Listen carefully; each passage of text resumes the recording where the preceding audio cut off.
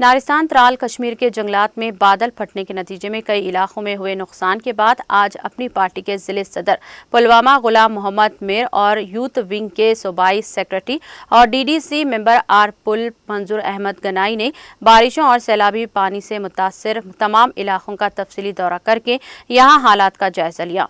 दोनों लीडरान ने इलाके में हुए नुकसान पर दुख का इजहार किया और ज़िले इंतज़ामिया पुलवामा और एलजी जम्मू कश्मीर से मुतासरीन को मुआवजा फराहम करने की अपील की।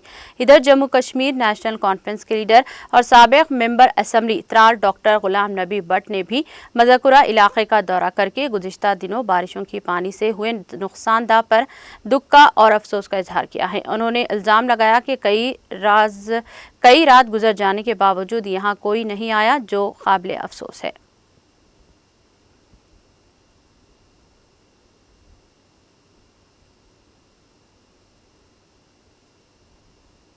आप खुद भी यहाँ पर मौके पर मौजूद हैं।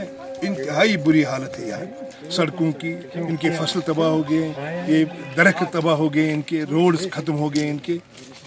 इनको पूरी इकदाम मदद होना चाहिए गवर्नमेंट की तरफ से, और एक कमेटी बनाई जानी चाहिए और वो देखेंगे कि ये लूप होल्स क्यों हो गए हैं, ये सैलाब क्यों घुस गई इस बस्ती में सीधे।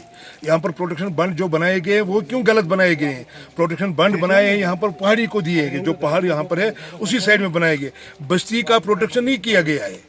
मैं मजम्मत करता हूँ इस इंजीनियरिंग डिपार्टमेंट का, फ्लड कंट्रोल का, और चीफ इंजीनियर से मुतालबा करता हूँ कि इनकी इंक्वायरी की जाए और उनको नॉमिनेट किया जाए कि ये कौन एग्जीक्यूटिव इंजीनियर था, कौन असिस्टेंट एग्जीक्यूटिव इंजीनियर था, कौन जेई था, उनसे रिकवरी की जाए। दिया है यहाँ के लोगों को बहुत मुश्किलात है। लोगों का कहना है अभी तक कोई डिपार्टमेंट हमें देखने नहीं आया है, जबकि ये बोल रहे हैं डबल इंजन सरकार है, हम बिल्कुल जल्दी पहुंच जाते हैं हर एक जगह। ये बिल्कुल झूठ है। सर आपकी क्या होगा? ये एक पुरानी डिमांड है, 30 साल से यहाँ की लोगों की आंखों में एक सपना है। मैं भी चाहता हूँ ये बनना चाहिए, क्योंकि ये इससे हमारी बस्तियाँ जो है सफ़र होती हैं, हमारे बच्चों की जो तालीम है वो मुतासर रहती हैं। तो मैं समझता हूँ इनको मजबूरी है, इस पुल की लाम कुटेंगू वालों को भी इसकी मजबूरी है। 30 साल की डिमांड है, 30 साल का सपना है। जब ये पूरा होगा तो मैं समझता हूँ कि गवर्नमेंट इस पर जल्दी इंटरेस्ट दे, और इसके साथ ही जिस तरह हमने इसको पहले ही आज जो हमने डिस्ट्रिक्ट की तरफ से जो हम उम्मीद है कि जल्दी इन पे अप्रूवल आएगी और इसके बाद इन दोनों ब्रिज का काम होना चाहिए। ये एक बड़ी डिमांड है, 30 साल का सपना है हमारे लोगों का, इनको मिलना चाहिए। ये एक मजबूरी है हमारे इलाके की, बहुत से ज़्यादा। अगर कोई इम्पोर्टेंट काम है तो